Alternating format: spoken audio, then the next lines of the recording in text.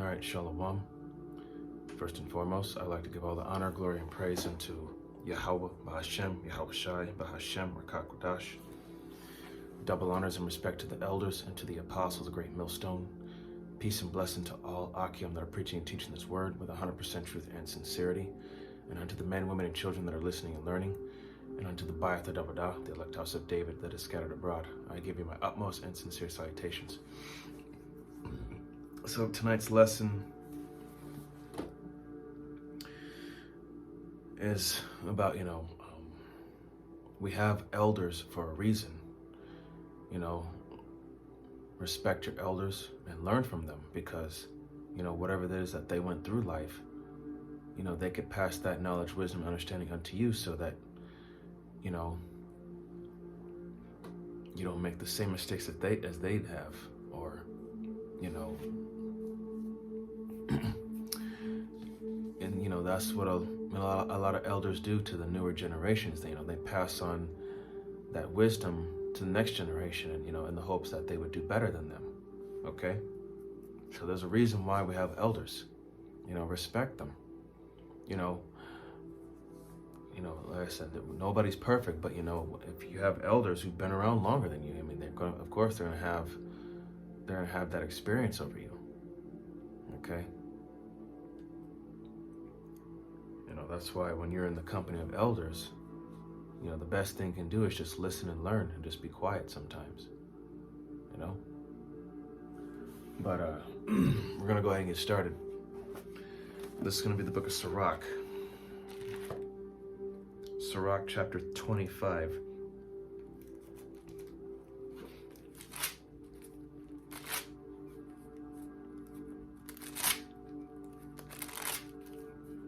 Sirach 25 verse 3.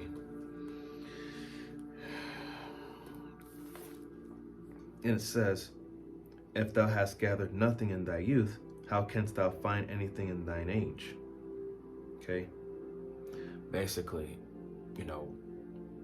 if thou hast gathered nothing in thy youth, if you've learned nothing, experienced nothing, learned from experience in your youth, what are you to, what are you to have in your old age when you reach that, go up in age, So, that's why, we learn from our mistakes, and, that becomes our experience, that becomes our wisdom.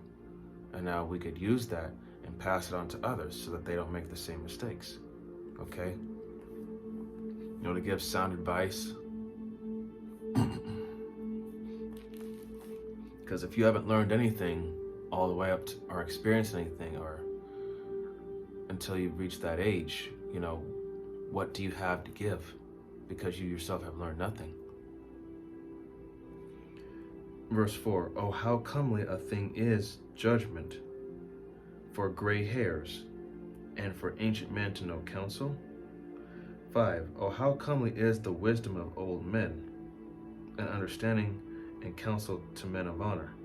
Verse 6, much experience is the crown of old men, and the fear of the Most High is their glory. Okay? So, the gray hair is a symbol of wisdom. Okay? And experience is the crown of old men, of having that knowledge, wisdom, understanding. Okay? And, experience is the best teacher.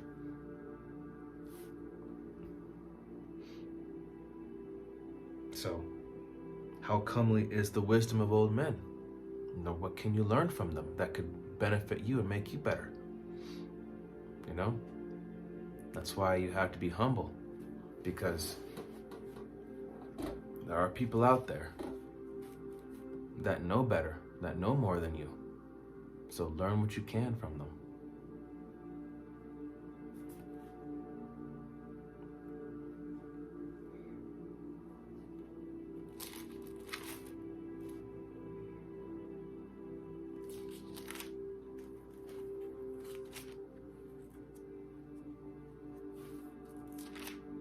Okay, this is going to be Wisdom of Solomon, chapter 4, verse 8. And it says, "For honorable age is not that which standeth in length of time, nor that is measured by number of years." Verse 9, "But wisdom is the gray hair unto men, and an unspotted life is old age." Unspotted life, a life of ultimately keeping the law, statutes, and commandments, living a separate life from this life, a life that's not, tainted by iniquity and wrongdoing. Verse 10, "He pleased the power and was beloved of him, so that living amongst sinners he was translated." Okay? Translated meaning to move away from. So, living that separate life, a godly life, the Most High, removes you from the workers of iniquity, because he doesn't want you to become, influenced. Okay? Verse 11, "Yea, speedily was he taken away, lest that wickedness should alter his understanding, or deceit beguile his soul." So, hanging around a bunch of people that,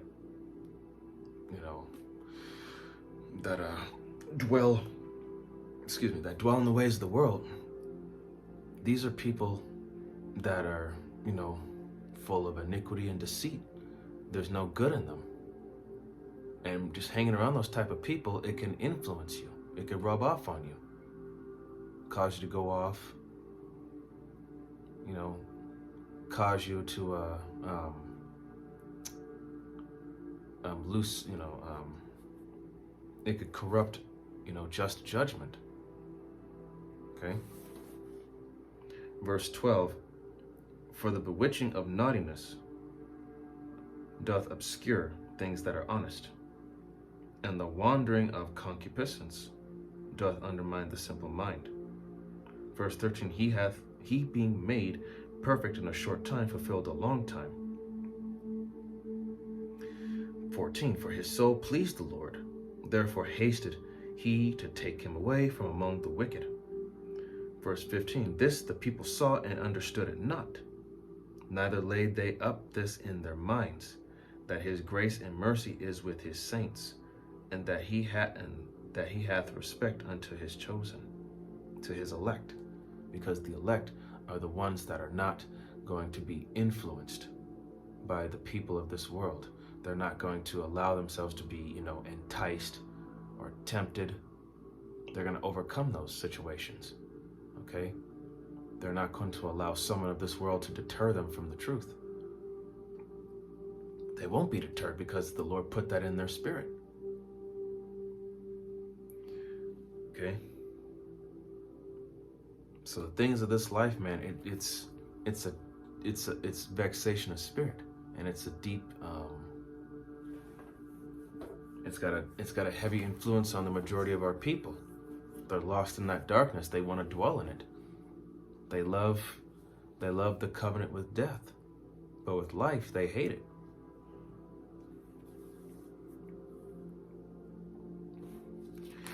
Isaiah chapter 46.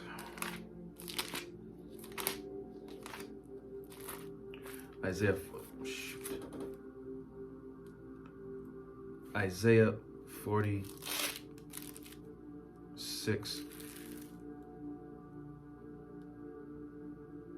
Isaiah 46, verse 4.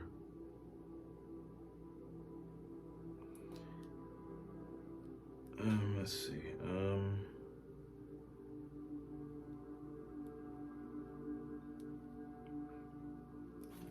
Actually, I'm gonna start at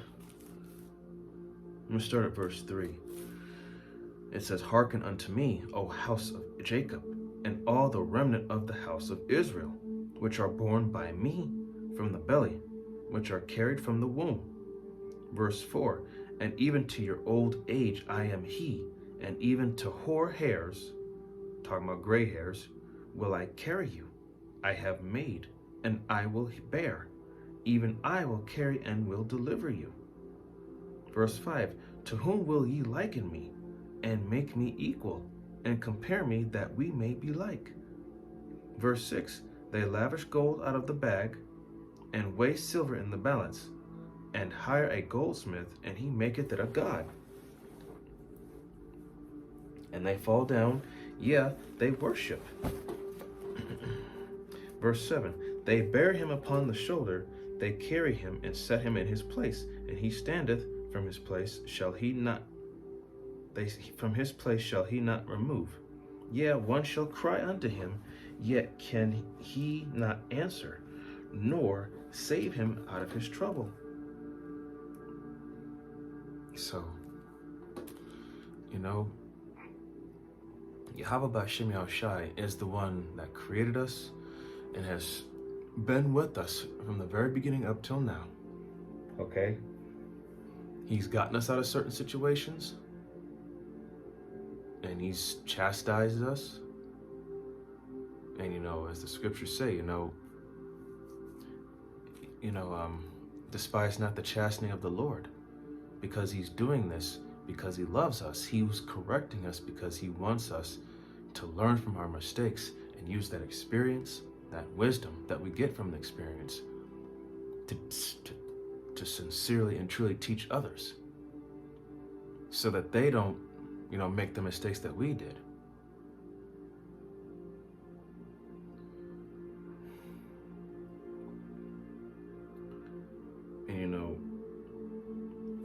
And that's the thing about our people, is that they'll bow down to a graven image made of wood, stone, or metal, or whatever, but they won't pay homage to the one that created them. In the book of Isaiah, it says that the ox knoweth his master's. Let me get it. I think it's Isaiah. I know it's Isaiah. Let's see.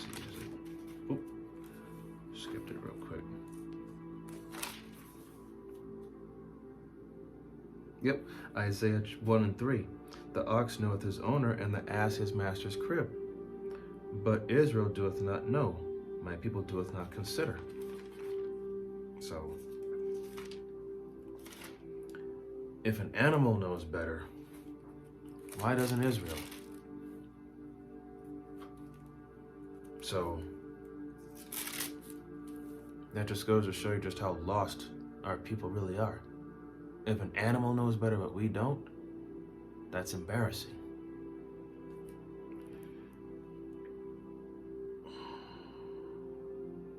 So let's see. Now we're going to go to Proverbs. Proverbs chapter 20, verse 29. The glory of young men is their strength, and the beauty of old men is the gray head. Okay? Because in your youth, you have all that strength, you have all that vitality, that vigor, that youthful energy to just run around, feel like you can do anything. Just feel great. But, as you get older, your body slows down, but you gain much in experience and wisdom. And, as the scriptures say, roughly paraphrasing, wisdom is greater than strength.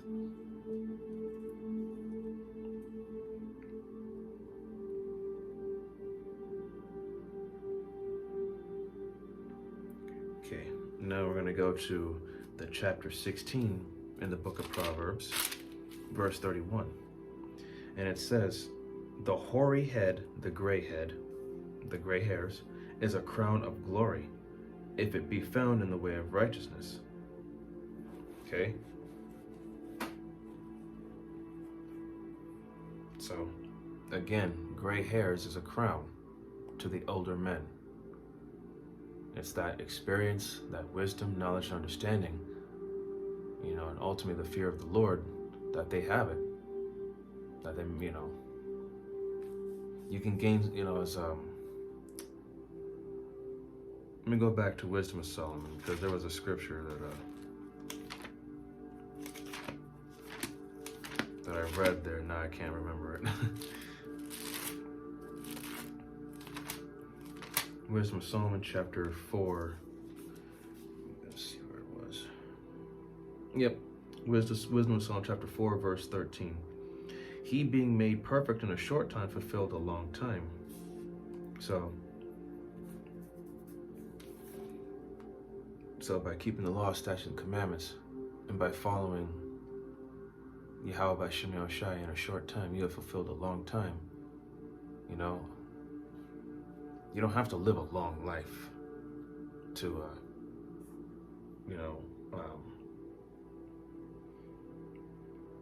basically you can do a lot in a short amount of time, you know? That's why, yes, making it to old age and having the gray hairs, that's a blessing. Okay, that's ultimately mercy from Yahweh by Shem Shai. But let me close out with this one here. It's gonna be Titus,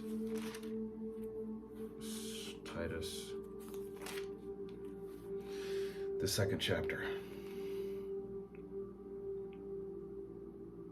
Titus chapter 2, starting at verse 1, and it says, "But speak thou the things which become sound doctrine, that the aged men be sober, grave, temperate, sound in faith, in charity, in patience."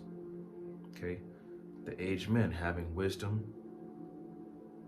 being, taking things seriously, having that worth of, respect, and to have self-control.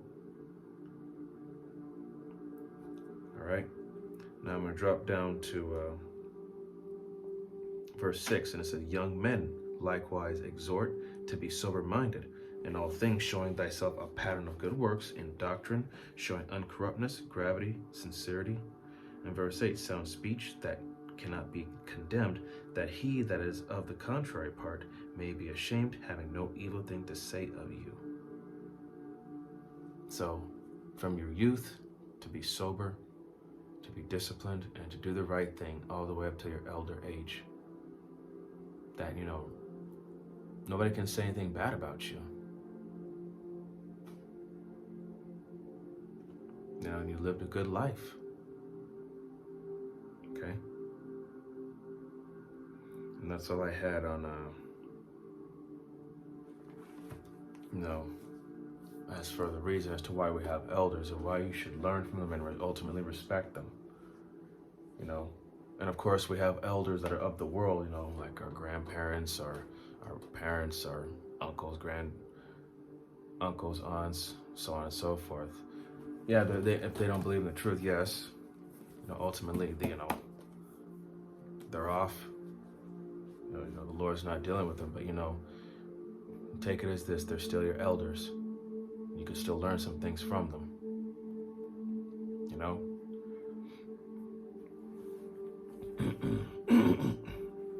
So, I hope that this was an edifying lesson. All praise, honor, and glory to Yahweh, Bahashem, Yahweh Shai, Bahashem, Rakakwadash. Double honors and respect to the elders and to the apostles of Great Millstone. Peace and blessing to all Akim that are preaching and teaching His word with 100% truth and sincerity, and unto the men, women, and children that are listening and learning, and unto the Ba'ath Davadah, the elect house of David, that is scattered abroad. I give you my utmost and sincere salutations. See you in the next lesson, Lord willing. Kwam Yasharallah, Shalom, Barakatam.